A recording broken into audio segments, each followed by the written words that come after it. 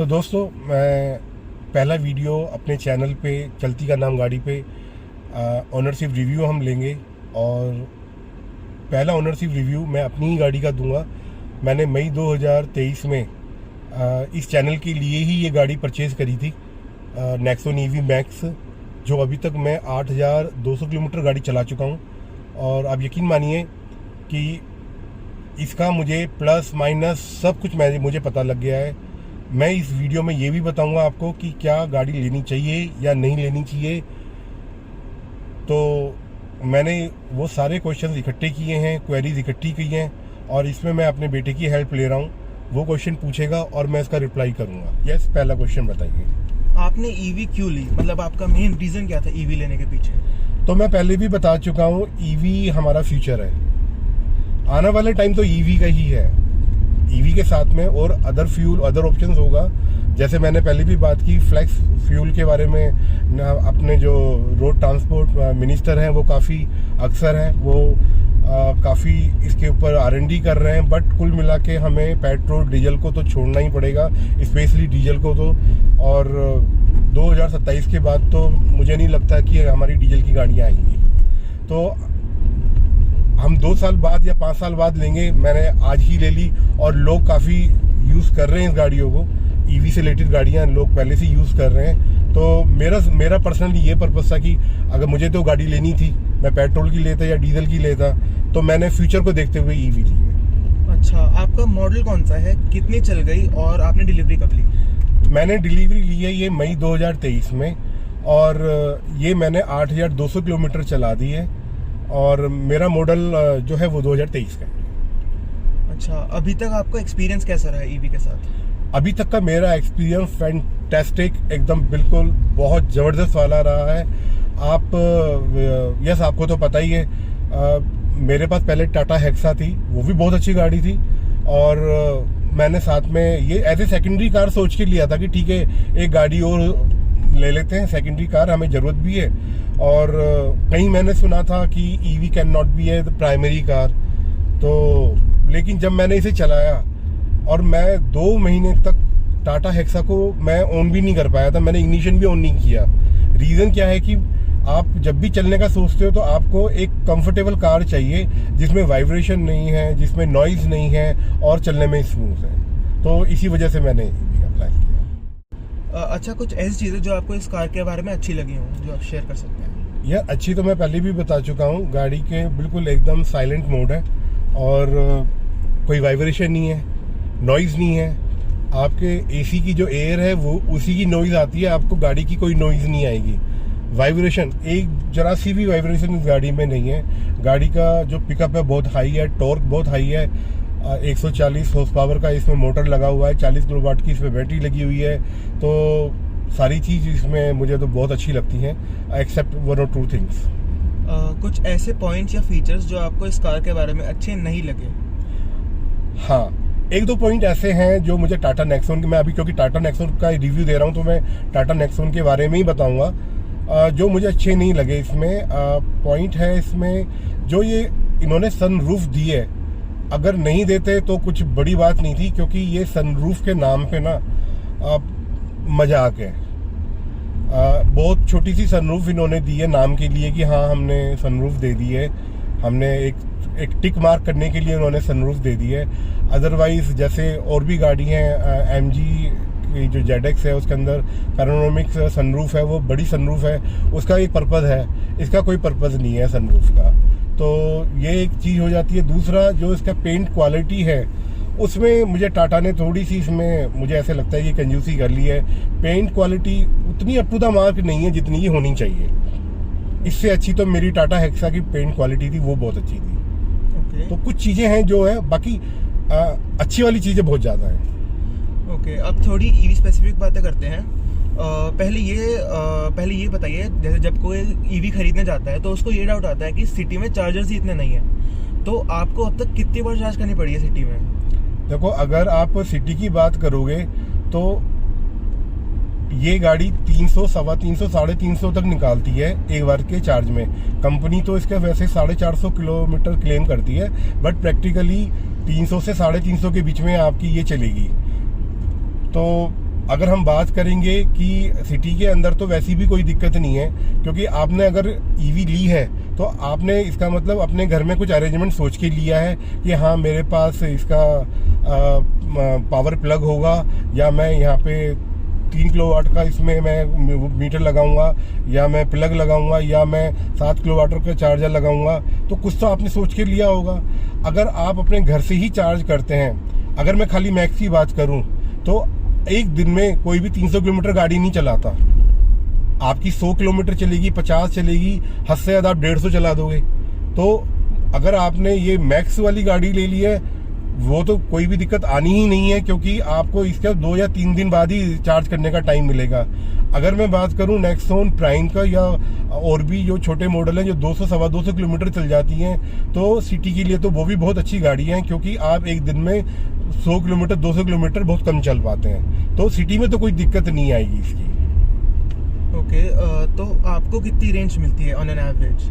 मैंने पहले ही बताया है, मुझे चार्ज करने पे 300 से सवा 300 किलोमीटर बहुत आराम से मिल जाती है, जबकि मैं कोई इस पे ज़्यादा ध्यान देता नहीं हूँ। ध्यान देने का मतलब है कि मैं कोई लिमिट में नहीं चलाता हूँ। जैसे हाईवे पर, जैसे रोड पे चलती हैं 60 70 80 किलोमीटर की स्पीड पे मैं गाड़ी को जनरली रखता हूँ। एसी मेरा ऑलवेज ऑन रहता है। आपको पता है गर्मी काफ़ी रहती है दिल्ली गुड़गांव में, तो और शीशे बंद रखते हैं क्योंकि नॉइज़ बाहर बहुत ज़्यादा है। तो उस इतनी सारी नॉर्मल कंडीशन में जैसे हम पेट्रोल और डीजल की गाड़ी चलाते हैं, मैं इसे उसी तरीके से चलाता हूं, और उसमें ये 300 से सवा 300 बहुत आराम से निकालती है। अच्छा, तो अब आप ये बताएं कि आपकी पर किलोमीटर कॉस्ट क्या आती है? हाँ, ये बड़ा इंटरेस्टिंग सा पॉइंट है। देखो, अगर आप घर पे आपने चार्जर लगाया हुआ है, डिपेंड करता है। जैसे मैं गुड़गांव में रहता हूँ और मेरा जो बिल आता है, मैंने अपना प्रीपेड चार्जर लगवाया हुआ है। मेरी सोसाइटी ने ये मुझे अलाउ किया है अपना प्रीपेड मीटर लगा के, और मैंने उसमें चार्जर अपना 7 किलोवाट 7.2 किलोवाट का मैंने इसमें चार्जर लगा दिया है। और मेरा जो पावर का जो रेट है वो 6.75 पैसा पर यूनिट है। उस केस में मेरे को जो इसका पर किलोमीटर पड़ता है वो 80 to 90 पैसा पर किलोमीटर पड़ता है। लेकिन अगर मैं बात करूं दिल्ली की, दिल्ली में तो दिल्ली गवर्नमेंट सब्सिडी करके मीटर लगाती है, उसमें तो 70-80 पैसे पड़ेगा। हाँ, अगर आप इसे बाहर से चार्ज कराओगे, जिसे हम फास्ट चार्जिंग बोलते हैं, तो आपका 2 सवा 2 2.5 रुपये तक पर किलोमीटर पड़ेगा। तो ये डिपेंड करता है कि आपके पास सोर्स क्या है। आप अगर घर से चार्ज कर रहे हैं तो आपका 70 पैसे से लेके 1 रुपये तक पड़ेगा, और अगर आप बाहर चार्ज कर रहे हैं, फास्ट चार्जिंग चार्ज कर रहे हैं, तो आपको 2 रुपये से 2.5 रुपये तक इसका पर किलोमीटर पड़ेगा। ओके, तो आप सर्विस हर साल कराते हैं, साल में एक बार कैसे? देखो, ये सर्विस का जो है इसका भी टाइम टू टाइम है। इसकी हर 7,500 किलोमीटर पे सर्विस होती है। अभी मेरी पहली सर्विस हुई थी, उसमें तो कुछ होता ही नहीं है, उसमें तो वॉशिंग करके देते हैं। दूसरी सर्विस भी मेरी हो चुकी है, क्योंकि 7.5 पे होनी थी, अभी 8,200 किलोमीटर चल चुकी है गाड़ी। तो इन्होंने क्या किया है, 7.5 पे गियर ऑयल चेंज किया है। तो आई वॉज थिंकिंग कि भाई अगर 7.5 पे होना है तो हर 7.5 पे गियर ऑयल चेंज होगा, बट वहाँ की सुपरवाइजर ने बताया नहीं सर, ये अब होने के बाद 30,000 किलोमीटर पे चेंज होगा। तो फिर मेरा क्वेश्चन बनता ही है कि भाई आपने फिर अभी 7.5 पे क्यों किया है? तो उन्होंने कहा कि ये गाड़ियाँ बन जाती हैं सर कंपनी से, इसमें गियर ऑयल डल के आता है और गाड़ियाँ खड़ी रहती हैं यार्ड में, काफ़ी टाइम हो जाता, पता नहीं चलता कि कब से गाड़ी बनी है। तो हम प्रिकॉशनरी इसमें पहला तेल इसमें 7,500 किलोमीटर पे चेंज कर देते हैं। बाकी आपका दूसरा जो होगा गियर ऑयल होगा वो आपका 30,000 रुपये होगा। देखो, इसमें सर्विस को डीजल और पेट्रोल की गाड़ी से बहुत कम आने वाली है। पॉइंट क्या है, जो डीजल और पेट्रोल की गाड़ियाँ होती हैं वो करीबन 3,000 मूविंग पार्ट होते हैं उसके अंदर, ठीक है जी, और इसके अंदर केवल 500 मूविंग पार्ट होते हैं। तो सर्विस होगी किस चीज़ की? भाई मोटर है, मोटर तो बनती है, अब मोटर या तो ख़त्म होगी या कोई इंजन तो इसमें ऑयल तो डलेगा नहीं, और उसकी भी जो टाटा देता है 8 साल की वारंटी देता है। जो मूविंग पार्ट है इसमें गियर ऑयल है, गियर ऑयल जो डलता है गियर बॉक्स के अंदर, वो एक आप लगा लिए जो कि 30,000 रुपये होनी है। और क्या चेंज होगा अगली सर्विस पे? अगर मैं थर्ड की बात करूंगा तो वो उसका व्हील अलाइनमेंट कर देंगे, उसके अंदर कूलेंट का हो सकता है चेंज कर दें, तो ये कुछ होगा, लेकिन उसकी कॉस्ट बहुत कम आने वाली है। कोई भी सर्विस आपकी 2-2,500 रुपये से ऊपर जाने वाली है नहीं।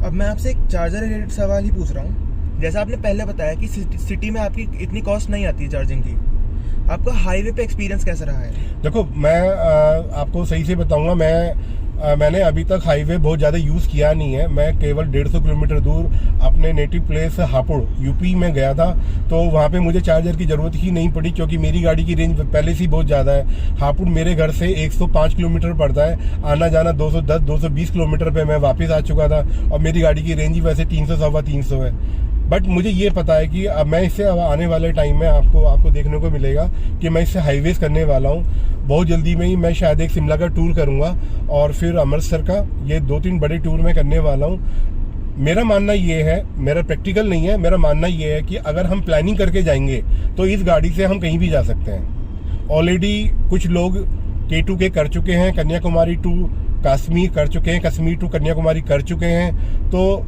आपको सिर्फ प्लान करना है। आपको अपनी गाड़ी का अगर प्लान करके चलोगे कि कहाँ पे हमारा चार्जर मिलेगा, फास्ट चार्जर मिलेगा, आप वहीं पे स्टे करें। आपके पास अपना ट्रैवल चार्जर भी होता है। अगर आप किसी होटल में पहले से रुकने जा रहे हैं और पहले से अगर बात कर लें कि भी आपके पास पावर प्लग है और क्या आप मुझे अपनी गाड़ी को चार्ज करने देंगे, नो मैटर कि अगर वो पैसे भी लेगा तो लेगा, कोई दिक्कत नहीं है। तो आप अगर प्लानिंग करके जाएंगे तो इस गाड़ी से आप हाईवे भी कर सकते हैं, तो उसमें भी कोई दिक्कत नहीं है। और मैं जल्दी में ही आपको ये सारे एक्सपीरियंस दूंगा, बिकॉज ये मेरा फुल टाइम चैनल नहीं है। मुझे और भी काम रहते हैं क्योंकि इस चैनल से तो कोई इनकम होनी नहीं है, तो मैं और भी ऐसे कामों में बिजी रहता हूँ। मेरा ऑफिस भी है, मैं और भी बिजनेस करता हूँ, तो बहुत ज़्यादा फ्रिक्वेंटली तो मैं नहीं कर पाऊँगा हाईवेज। लेकिन मैं आपको ये श्योरिटी देता हूँ कि मैं आपको एक ट्रू हाईवेज एक्सपीरियंस जरूर शेयर करूँगा और आपको इसके बारे में मैं बता दूंगा। अच्छा, तो ये आपकी प्राइमरी कार है या सेकेंडरी कार है? पहले ये जब मैंने ली थी, जब मेरी सेकेंडरी कार थी, बट 2 महीने के अंदर ही ये मेरी प्राइमरी कार बन गई, क्योंकि जो मेरी प्राइमरी कार थी मुझे उसे चलाने का मन ही नहीं करता था इस गाड़ी चलाने के बाद। अच्छा, तो क्या आपको Nexon EV value for money लगी? देखो मैं अभी तो नहीं बोलूंगा कि वैल्यू फॉर मनी है, ये बहुत समझने की बात है आपको। अगर आप आज की कॉस्ट लेके चलोगे तो ईवी बहुत महंगी है। ये गाड़ी करीबन 20 से 21 लाख रुपए की आती है। ये नेक्सॉन ईवी मैक्स का टॉप मॉडल मैंने लिया है। लेकिन अगर मैं पॉइंट करूं, अगर आप पेट्रोल नेक्सॉन भी लेते हैं, एक हम एग्जांपल नेक्सॉन भी ले लेते हैं, तो वो भी 14-15 लाख का टॉप मॉडल आता है, डीजल का या उसका ले लेते हैं, पेट्रोल का ले लेते हैं। तो मेरा जो डिफरेंस आया 4 से 5 लाख रुपए का डिफरेंस आया। आप विश्वास करिएगा, वो गाड़ी 10 से 12 रुपए पर किलोमीटर चलती है, ये मेरी 1 रुपये किलोमीटर चलती है। अगर मैंने 8000 किलोमीटर गाड़ी चला दी है तो मेरी ये 8000 रुपये में चली है। अगर वो गाड़ी होती तो 12 रुपये से भी लेकर तो 96,000 का हो गया। तो आप ये मान के चलिएगा 90,000 रुपये में अभी केवल 8000 किलोमीटर चला के ही मैं बचा चुका हूँ। और मुझे 4 लाख या 4.5 लाख रुपए बचाने के लिए हार्डली 1 से 2 साल लगेंगे। तो अगर 2 साल बाद या 3 साल भी मुझे लग जाते हैं, ठीक है मैं ज़्यादा चलाऊंगा तो हो सकता है मेरे कम साल लगे, लेकिन अगर एक नॉर्मल फैमिली भी कर लें तो उन्हें 3 साल लग जाएंगे। 3 साल बाद आप उस कोस्ट पे आ जाएंगे जिस कोस्ट पे आप पेट्रोल या डीजल की गाड़ी लेते हैं। अब 3 साल बाद आप बराबर तो आ गए। पॉइंट क्या है कि ये तो फिर भी 1 रुपये किलोमीटर ही चलनी है। आपकी जो सेविंग होगी वो 3 साल बाद होगी। ये तो मैं सिर्फ मन समझाने के लिए कैलकुलेशन कर दिया है, बट आपको मन में ये रहना चाहिए कि आप पॉल्यूशन फ्री कार लेके जा रहे हैं। आप अपने देश को, अपने वर्ल्ड को आप पॉल्यूटेड नहीं कर रहे हैं। आप ग्रीन कार लेके जा रहे हैं और इन्वायरमेंट को आप कार्बन फ्री कर रहे हैं। ओके, तो अब last final question, as a Nexon EV user आप कौन सी कैटेगरी में आते हैं? अनहैप्पी, सेटिस्फाइड, ओके या very happy? Very happy and satisfied. देखो इसमें मैं बिल्कुल 100% कह सकता हूँ, इस गाड़ी में कोई दिक्कत नहीं है, ईवी में कोई प्रॉब्लम नहीं है। अगर आप प्योर सिटी यूजर हैं तो आप बिना सोचे समझे आप इस गाड़ी को ले सकते हैं। हाँ, अगर आपका ट्रैवल हाईवे पे भी होता है तो आपको प्लानिंग करके आपको चलना पड़ेगा। उस टाइम पे आप इसे प्राइमरी कार नहीं समझ सकते हाईवे के लिए, क्योंकि कई बार इतना टाइम नहीं होता है कि आप प्लानिंग करके 1 घंटा रुक के कहीं पे और इसे फास्ट चार्जिंग करें। कई बार ऐसे होता है कि हमें जाना है, तो उस केस में तो फिर ये गाड़ी आपके लिए नहीं है। लेकिन सिटी में तो अगर आपका 100-150 किलोमीटर पर डे की रनिंग है तो आप टाटा की या किसी भी कोई भी गाड़ी आप ईवी से रिलेटेड ले लीजिएगा, आपको कभी कोई दिक्कत आने वाली है नहीं। चलिए इतना ही। मेरे उम्मीद करता हूँ कि मेरे द्वारा दी गई जानकारियाँ आपको बहुत पसंद आई होगी, और अगर आपको अभी भी कोई डाउट है ईवी से रिलेटेड या किसी भी बारे में, आप इसे कमेंट बॉक्स में लिख दीजिएगा, मैं आपको इसका रिप्लाई कर दूँगा। Thank you so much guys.